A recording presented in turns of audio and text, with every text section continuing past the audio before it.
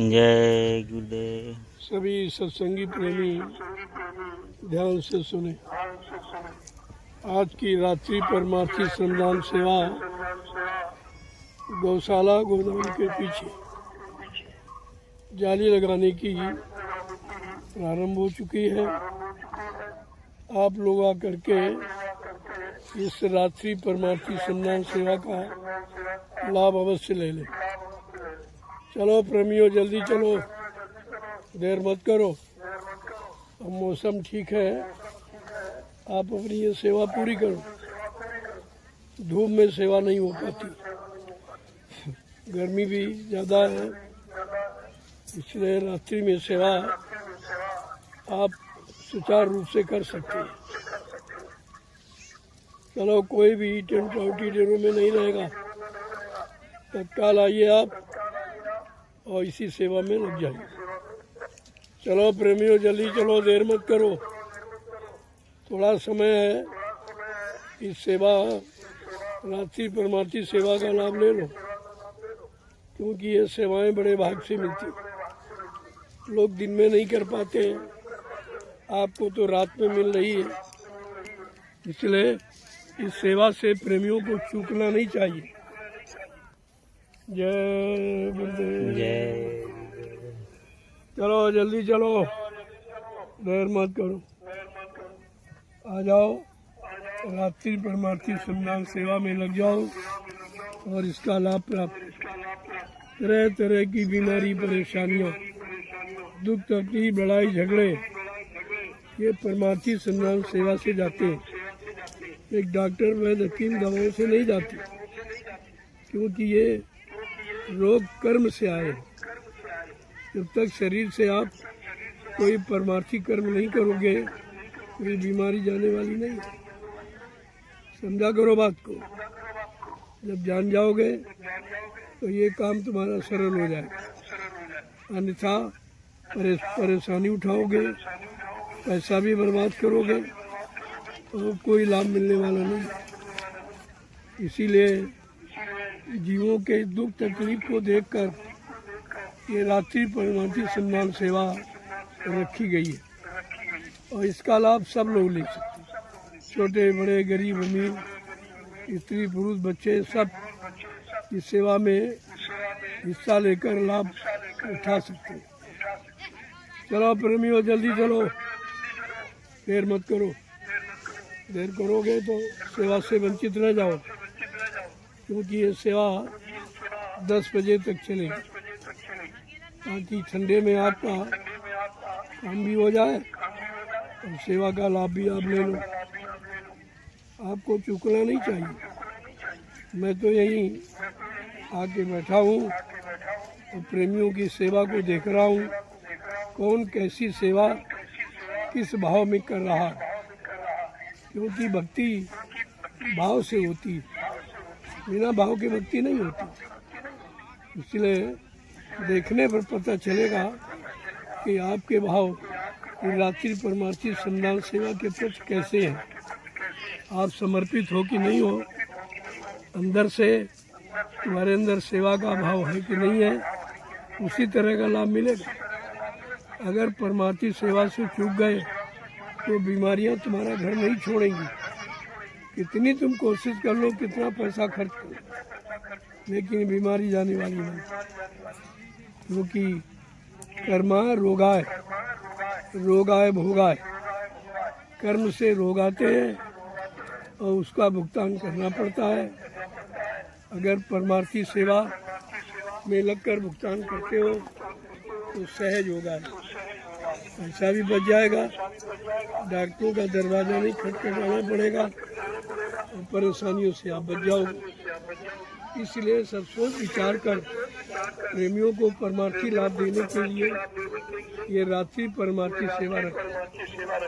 सुबह भी आप करते हो, दिन में भी करते हो, तो रात्रि में क्यों रखा है? क्यों रात में आप ज़्यादा करते हो। मौसम ठंडा है, शरीर को आराम मिलेगी और सब कर सकते हैं।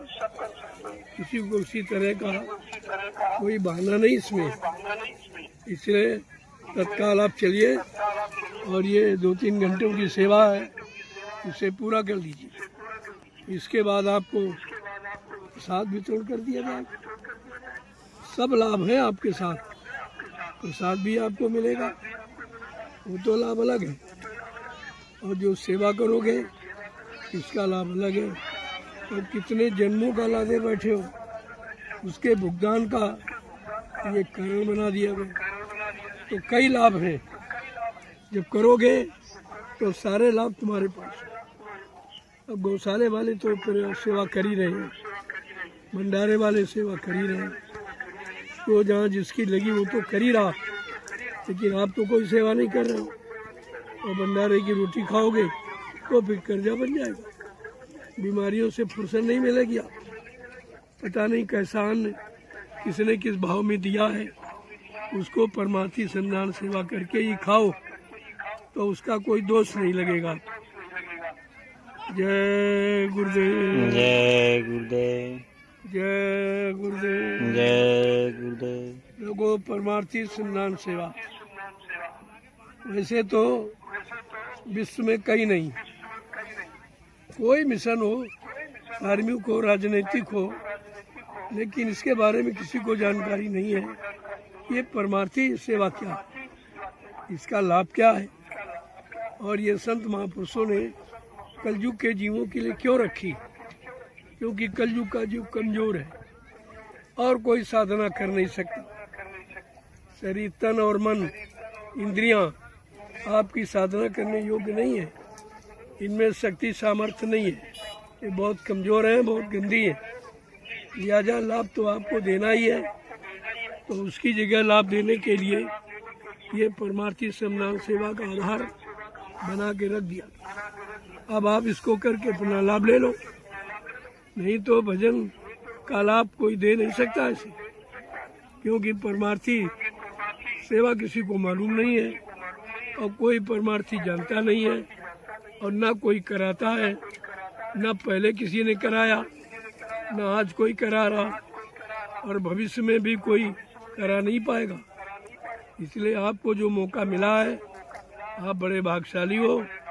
इस मौके का लाभ उठाकर बीमारियों से मुक्ति पालो, परेशानी दुख तकलीफों से छुटकारा मिल जाए, और धीरज से कर्म कर्जा उतर जाए, तो आत्मा को अपने घर जाने में देर नहीं लगी। देर तो कर्म कर्जा जो लादे उसके कारण, और काल आपको जाने देगा नहीं। जब तक अपना कर्म कर्जा पूरा नहीं ले लेगा, आपको यहाँ से निकलने नहीं देगा। ये तमाम बातों को ध्यान में रखकर ये परमार्थी सम्मान सेवा रखिए। चलो आप सेवा करो, यहाँ कोई नहीं आएगा। चलो पहले सेवा करो, बाद में ये बाद में प्रसाद मिलेगा। चलिए, क्यों चले आ रहे हो? चलो, ऐसे कोई लाभ नहीं मिलेगा। चलिए,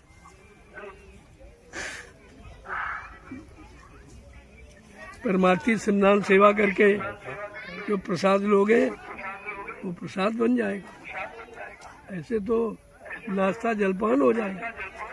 इसलिए वो लाभ पाने के लिए पहले कर्म करो, बाद में उसका फल ले लो। तो सीधा बिल्कुल है, बगैर कर्म के फल मिलता ही नहीं। कर्म आप करना नहीं चाहते हो, और ये जो यहाँ से प्रसाद मिलेगा तो ये प्रसाद नहीं रहेगा, ये काम आने वाला नहीं है। ये नाश्ता पानी करके और कर्जा लाद के चले जाओगे। इसलिए मैंने तुम्हारी तमाम समस्याओं का समाधान ये निकाला है कि अगर प्रेमियों को परमार्थी सेवा में लगा दिया जाए, जिसमें तुम्हारा कोई स्वार्थ नहीं, और सेवा बगैर स्वार्थ करते नहीं, चाहे परिवार की हो, समाज की हो, देश की हो। आप तो जो भी सेवाएं करते हो या अभी तक की है, उसमें कोई ना कोई स्वार्थ आपका छिपा। लेकिन ये जो नैमिषारण्य की पावन पवित्र भूमि, जो 88,000 ऋषियों की तपोभूमि है, इस पर जो परमार्थी सम्मान सेवा का ये विधान रखा गया, इसका कुछ काम अलग है। उसे करके अपना काम बना लो। चलो प्रेमियों, जल्दी चलो, ज्यादा समय नहीं आपके पास। जय गुरुदेव, जय गुरुदेव, जोर से बोलो, जय गुरुदेव, सब मिल बोलो, जय गुरुदेव। बोलना होगा। जय गुरुदेव। अभी से बोलो। जय गुरुदेव। दुख दर्द हरेंगे। जय गुरुदेव। सब कष्ट मिटेंगे। जय गुरुदेव। सुख शांति भी देंगे। जय गुरुदेव। सबके दाता। जय गुरुदेव। सबके मालिक। जय गुरुदेव। प्रेम से बोले। जय गुरुदेव। ये नाम नहीं इंसान का, ये नाम है प्रभु का। ये काम नहीं इंसान का। ये काम है अगर प्रभु इंसानों का। का काम होता तो अभी तक इंसानों ने आपको इस सेवा को लगा के और काम का लाभ दे दिया होता। किसी ने नहीं दिया आपको, किसी को मालूम नहीं है। इसलिए ये अनोखा दया का काम है कि आपको दया कैसे मिले, शारीरिक मानसिक ये कष्ट दूर कैसे हो, उसके लिए ये सारी समस्या का समाधान है परमार्थी श्रमदान सेवा। सबसे सेवक धर्म कठोरा और सिर बल चरे धर्म असूल। गोस्वामी महाराज लिखते रामचरितमानस में, सबसे कठिन है सेवा यानी आदेश पालन, हुकुम को तुरंत बजाना, उसमें देरी नहीं करना, कोई टाल मटोल नहीं करना, उसको कहते हैं गुरु भक्ति। इस भक्ति के मुकाबले कोई शक्ति पाने की कोई भक्ति नहीं है। बाकी जितनी भक्ति आपको अभी तक सिखाई गई और सिखाई जा रही है वो सब जड़ भक्ति, उसमें चेतन भक्ति कोई, क्योंकि कागज पत्थर पानी और जल तीर्थ मूर्त यहाँ कोई चेतन नहीं है, सब जड़ है। इसलिए जड़ कभी चेतन का काम नहीं कर सकता, चेतन जड़ का भी काम कर देगी। जड़े करे चेतन, जैसे शरीर जड़ है लेकिन जीवात्मा चेतन है। जब तक तुम्हारे इस मनुष्य शरीर में रहेगी आप शरीर से काम करते रहोगे, और जिस दिन जीवात्मा निकल जाएगी शरीर मुर्दा हो जाएगा, फिर आप कोई काम नहीं कर सकते। ये है चेतन और जड़ की पहचान, और ये अभी तक आज तो किसी ने नहीं बताई, ना कोई राजनीतिक और ना कोई धार्मिक। चार जगत गुरु शंकराचार्य बैठे, लेकिन जड़ भक्ति में वो भी फंसे, उनको भी चेतन भक्ति का राज और रहस्य और लाभ नहीं मालूम है। तो जब उन्हीं को नहीं मालूम और तुम उन्हीं के सहारे हो तो तुम्हारा ये काम कौन करेगा। इसलिए तत्काल नैमिषारण्य की पावन पवित्र भूमि पर आकर परमार्थी सेवा का लाभ प्राप्त कर लीजिए। मैंने हिंदुस्तान के समस्त मतांतर मजहब धर्मों, चाहे वो राजनीतिक चाहे वो धार्मिक हो, सबके लिए मैंने अपील और प्रार्थना की है। जो काम आपका किसी ने नहीं किया और कहीं से नहीं हुआ, वो लाभ अब आपको मिलने जा रहा है। 88,000 ऋषियों की तपोभूमि नैमिषारण्य, आप आ जाइए और सेवा का लाभ उठा लीजिए। बाद में मत कहना कि भाई किसी ने बताया नहीं, उस नैमिषारण्य के बारे में किसी ने जानकारी दी नहीं। जानकारी तो रामचरितमानस के उत्तरकांड में बहुत पहले से तीर्थ वर नैमिष विख्याता अति पुनीत साधक सुखदा, बड़ा साफ लिखा। ये तीर्थों का महातीर्थ, तीर्थों का राजा ये नैमिषारण्य, जो 88,000 ऋषियों की तपोभूमि के द्वारा बना, तपस्या करके इसको पावन पवित्र बनाया। और ये भी लिखा कि इस भूमि का लाभ किसको मिलेगा। कहा वो पंडा पुजारी, कोई जड़ पत्थर पूजा कागज पानी की पूजा करने वालों को नहीं, किसको मिलेगा। तो क्या लिखा उन्होंने, साधक सुखदाता, साधना करने वाले। जब किसी संत के साधक नाम की साधना करने के लिए इस स्थान पर आएंगे और अपने गुरु के आदेश का पालन करेंगे, उनको इस भूमि का लाभ मिलेगा। बड़ा साफ शब्दों में लिखा, और जो 550 वर्ष से रामचरितमानस में लिख के बताया जा रहा कि भाई इस भूमि का लाभ किसको मिलेगा, किसको मिलेगा, आप उसकी जानकारी नहीं लेते।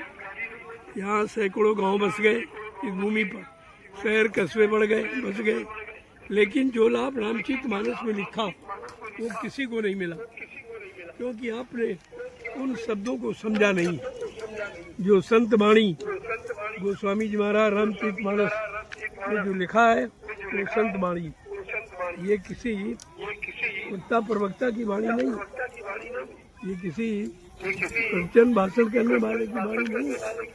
ये संत महापुरुष जिन्होंने जीवन में किया और करके पाया, और वो सबको ये लाभ देना चाहते हैं कि आप ये चेतन का लाभ सब लोग ले लो, चेतन पूजा का नाम ले लो।